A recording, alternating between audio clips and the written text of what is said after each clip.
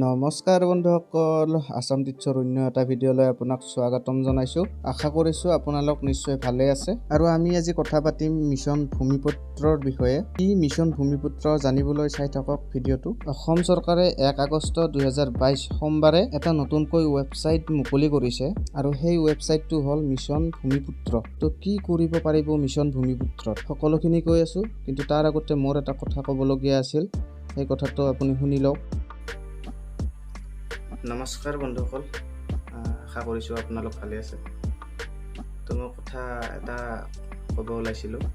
কথাটো হ'ল যে মই পৰহি এটা ভিডিঅ' আপলোড কৰিছিলোঁ। ভিডিঅ'টো আছিল আধাৰ কাৰ্ড আৰু ভোটাৰ আইডি কিদৰে লিংক কৰিব পাৰি তাৰে ওপৰত বনাইছিলোঁ। তো ভিডিঅ'টো একদিন চলিছে।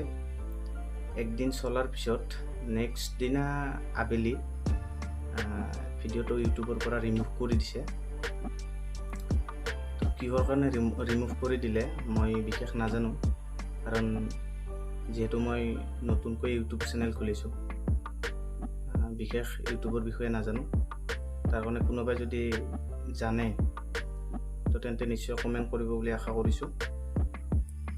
কি কৰিলে ভাল হ'ব, যদি আৰু নেক্সট ভিডিঅ' দিয়াৰ পিছত আৰু যদি ৰিমুভ কৰি দিয়ে, সেইটো কথা ভাবি অলপ বেয়া লাগি আছে। মই কোনো ভিডিঅ'টো কপি কৰা নাছিলোঁ। মই যিহেতু এটা ন'টিফিকেশ্যন পাইছিলোঁ, ন'টিফিকেশ্যনটো পাই মই চাই মেলি মই ভিডিঅ'টো বনাইছিলোঁ। আধাৰ কাৰ্ড আৰু ভোটাৰ আইডি কিদৰে লিংক কৰিব পাৰি মই নিজে বনাইছিলোঁ, আৰু কপিৰাইট ধৰাও নাই ইউটিউবে। কিন্তু কিহৰ কাৰণে ৰিমুভ কৰি দিলে সেইটো মই ভালদৰে গম পোৱা নাই। তো বন্ধুসকল নিশ্চয় শুনিলে মোৰ কি হৈছে, আপোনালোকে গম পালে। মই ভাবি আছোঁ কণ্টেণ্টে চেঞ্জ কৰি দিম নেকি, জনাবচোন কেনেকুৱা কণ্টেণ্ট দিলে ভাল হ'ব। তো যিয়ে নহওক বন্ধুসকল, আহক আজি এই ভিডিঅ'টো আৰম্ভ কৰোঁ। তো মিছন ভূমিপুত্ৰ হ'ল এটা এনেকুৱা ৱেবছাইট, যি ৱেবছাইটত আপুনি আপোনাৰ অনলাইন মাধ্যমেৰে কাষ্ট চাৰ্টিফিকেট বনাব পাৰিব। তো আপুনি আপোনাৰ কাষ্ট চাৰ্টিফিকেট বনোৱাৰ কাৰণে আপোনাৰ মোবাইল নতুবা ডেস্কটপৰ ক্ৰোম ব্ৰাউজাৰটো অ'পেন কৰি লওক। অ'পেন কৰি লোৱাৰ পিছত চাৰ্চ কৰি দিয়ক মিছন ভূমিপুত্ৰ। তো চাৰ্চ কৰি দিয়াৰ পিছত অলপ ৱেইট কৰিব। ৱেইট কৰাৰ পিছত বেলেগ এটা পেজ খোল খাব। ইয়াতে দেখিব পাৰিব প্ৰথমতে মিছন ভূমিপুত্ৰ, তাত ক্লিক কৰি দিব। ক্লিক কৰি দিয়াৰ পিছত আৰু এটা নতুন পেজ খোল খাব। তো আপুনি ইয়াতে চাব ওপৰ পিনে হোম আৰু লগইন বুলি আছে, আপুনি লগইনত ক্লিক কৰি দিব। ক্লিক কৰি দিয়াৰ পিছত আপোনাৰ এনেকুৱা ধৰণৰ এটা পেজ খোল খাব। ইয়াতে ইউজাৰ আইডি আৰু পাছৱৰ্ড বিচাৰিব। আপুনি যিহেতু নতুনকৈ ৰেজিষ্টাৰ্ট কৰিব, নিউ একাউণ্টত ক্লিক কৰি দিব।